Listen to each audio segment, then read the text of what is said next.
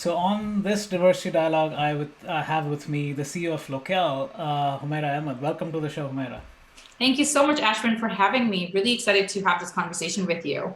And as I was doing a little bit of research on you, as I do with all of my guests, I think your story of growing up in Pakistan and your parents wanting to, I'm actually not going to. I'm going to have you talk through the story because it's such a powerful story about a person who's willing and able to kind of push the boundaries and be able to be an inspiration for others. So talk through your journey to where you are today.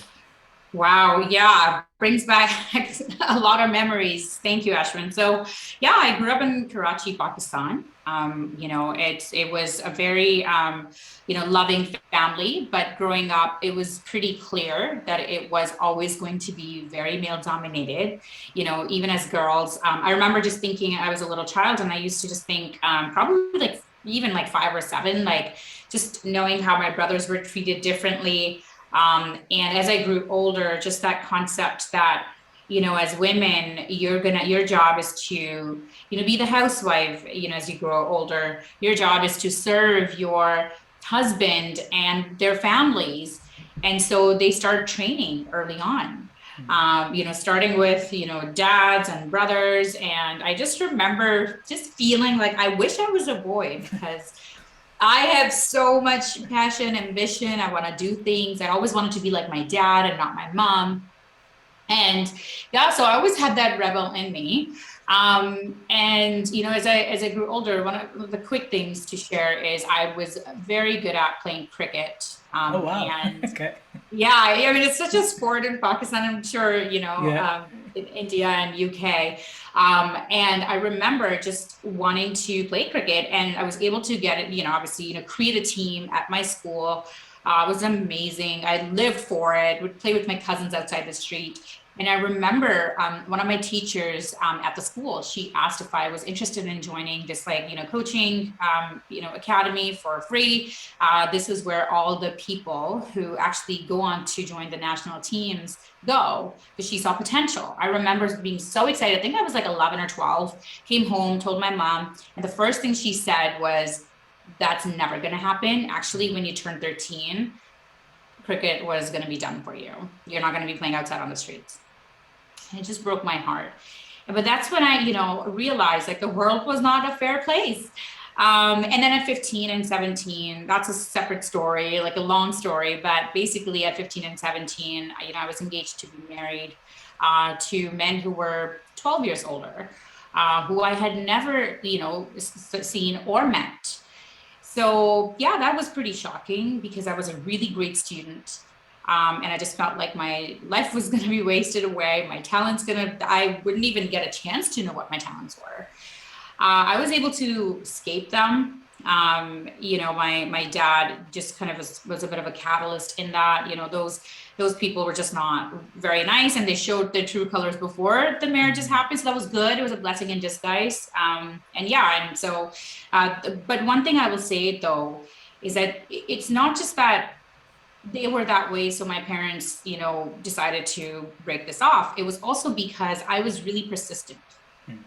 Every single day I told them this is not what I wanted. I was talented, I wanted to go to school. And part of the deal that I had made with my dad was if I got into the best school, Karachi University, that he would let me at least graduate for 4 years. So that was my motivation to get away from this marriage culture. And yeah, I got into the best school in software engineering, and rest is history. So yeah, I mean, it was challenging, but I also will say that education has saved my life. Wow, that is some story. So again, hats off to you for that persistence. So talking about that, I think one of the things that I know you are a big voice for this, right? Both inside your company as well as outside in the community, is tech diversity, Yeah. right? Or rather the lack of it, right? Mhm. So if you were to kind of look back and say it's the last 10 years or so, right? Where have you seen advances being made where you can actually point back and say, okay, so good, we're making progress over there, and where have we completely stalled and more things Mhm. have to be done? Yeah, that is a pretty big question. I was thinking about this, and I will say this, that in terms of when we talk about where we've seen advances, One is there's more exposure, about more, needing the need of diversity in tech and why. Obviously, and that stems from a lot of technology that is being built today serves women and other people that are not even part of the decision making process of how this should work. Right from the user experience to the actual product of how things work. So just even learning those things and coming to surface that previously we hadn't even known of, like the airplane seats and things like that, right? Like if they're designed for men, Yep. certain a certain type. And so I think just exposure has been great. I would say thanks to the power of social media. More women have, now gone, getting into board seats.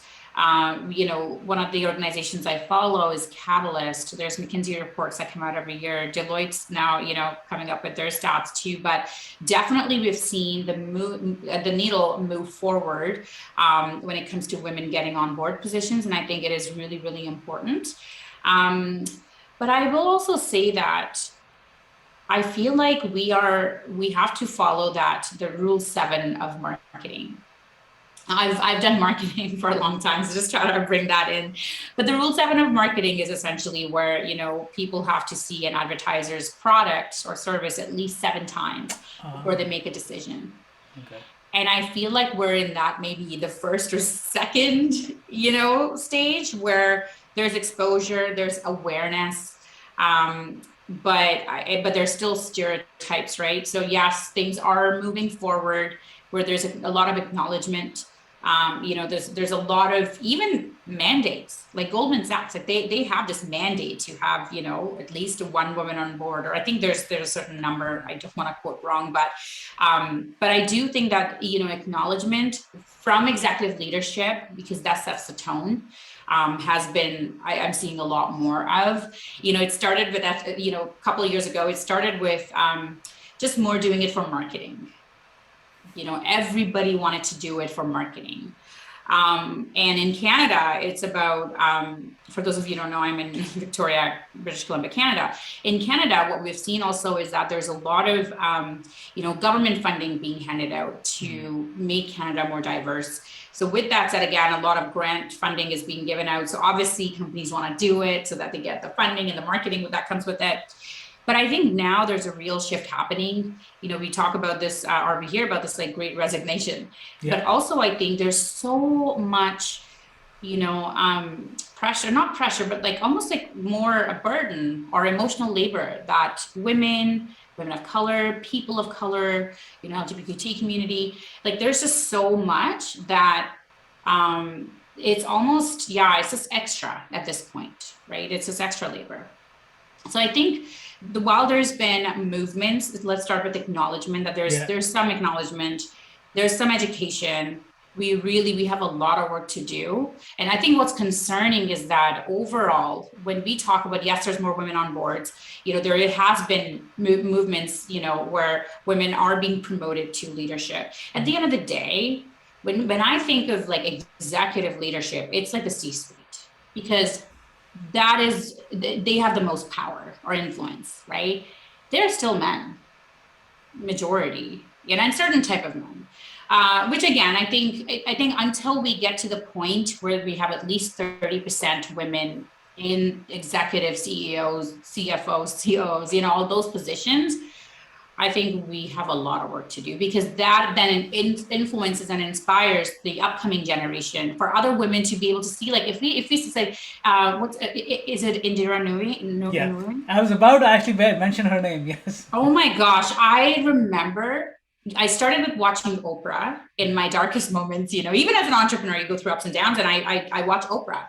But now I also watch, her, because what she's done is amazing. So just being able to not just see other women of color, but, South Asian women of color, that is absolutely incredible. So I think more role models is needed. So yeah, there are movements happening, and I hope that we're following this rule of 7 at this point, where we're still in the early stages, and hopefully it doesn't take 2 years, is it 100 years or 200 years, like for equality? Like I hope It's not that long because that's not happening in my kid's life either. That's just, yeah. So yeah, I think definitely it's better from like educational perspective. When we actually look at numbers, it's not good. And then actually when you ask like, is it worse? Yeah, I think a lot of women, especially in technical positions in engineering, we're just still not there. Yeah, so shining a spotlight and specifically the work that you do, which again for me, I think the aspect that you mentioned, which is the checking the box, ensuring there's a woman on the board. I mean, those are on to your point about grants coming in, and therefore we need to do this because we have to access the grant versus shifting it within an organization, right? Yeah. And the topic about equity and inclusion and belonging, and I'm talking about in the new. I was actually watching a clip of her actually recording a book of hers in her Hmm. own voice, right? And yesterday I heard a BBC podcast about inclusion of the autistic ADHD community in the workplace, right? So, given your central role of what you do, how have you seen your clients themselves as well as the organizations that you work with in terms of is there a cultural shift happening? Do people actually understand? I mean, this is not just a top down mandate. This is actually Hmm. every individual inside an organization needs to understand, okay, so if I do see a person of color, right, you have to understand that they're coming from a different place, so therefore Yeah. equity matters more than equality. And for me as Yeah. well, I mean, that was a like a wake up call when I started doing this. It's like, okay, what's the difference? And now I know what the difference is. But again, Hmm. what's your sense, I mean, in terms of the shift happening within an organization? Yeah. Great question, Ashwin. So I think in terms of, can you hear me okay? Absolutely. Okay.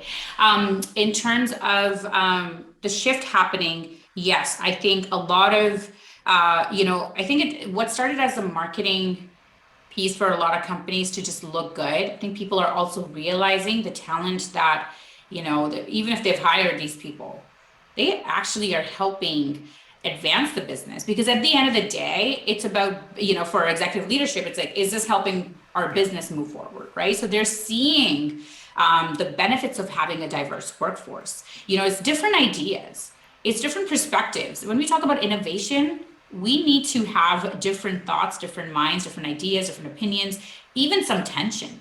Yeah. Because if it's the same flavor every single day, this is not going to work. And as our globally, as workplaces are evolving, I mean, COVID really was, in some ways, Ashwin, I think it provided a little bit of extra equity in the workplace. Because traditionally, if you think about it, people who wanted to work from home, unless they had the power or the means or Yeah. resources to do it, they couldn't. You would commute for hours just to get to work. It's frustrating, it's exhausting, it's wasting of your time, right? So just even thinking through that, like COVID provided that opportunity for people who wanted to work from home to be able to show that they could indeed work from home and do a really great job. So I think just even, sometimes I say you need that global adversity Yeah. that makes it a level playing field on certain area in some certain areas, right? Like I think that is just so refreshing. And it did, to moms at home, to, fathers at home, who lived far away from their offices. What a great opportunity to actually show how they could get this done, right? So, this was an extreme case of like a global pandemic, but I do think you're right. Like equity is so much more important. I think, there was this like viral photo. I'll share that with you. I'm pretty sure you've seen it, but like that The three people on the fence. yeah, Yeah. yeah. Yeah. And then Yeah. they gave this box to, and then everybody was able to see it. And Yeah. I actually look at it and I have a problem with that too, because when I look at it, yes, it's better. Yeah. But is it equitable? Actually, no, because, you show this, the first person, the man, he still has an unobstructed view. Yeah. While the others, to a certain extent, you're still behind it, almost seems like bars, Right. right? That's not, you Yeah. still see this Yeah. versus this man with like clear view. How is this equitable? While you're giving opportunity, you've put up a box. Yeah. Make that box even taller. Yeah. with stairs, you know? Yeah. It's like, if you think about it, like, I think this is where, again, it's a marketing, I think but it's a great piece because a lot of people have referred to it. People love it. It's better than the last one. And I actually want to make it another one. I might just do it. But, I do think that really think about how does everybody feel? And I think when we talk about equity, so as an example, my husband, he's Caucasian, he's white, he has a great job, works for a global company. He used to go into the office all the time. And I work from home as an entrepreneur. He now was working from home, and he learned how hard it could be, especially when your kids are at home. Like how truly hard it was. And he was more burnt out than I was. And here's the thing, we learned end of 2020.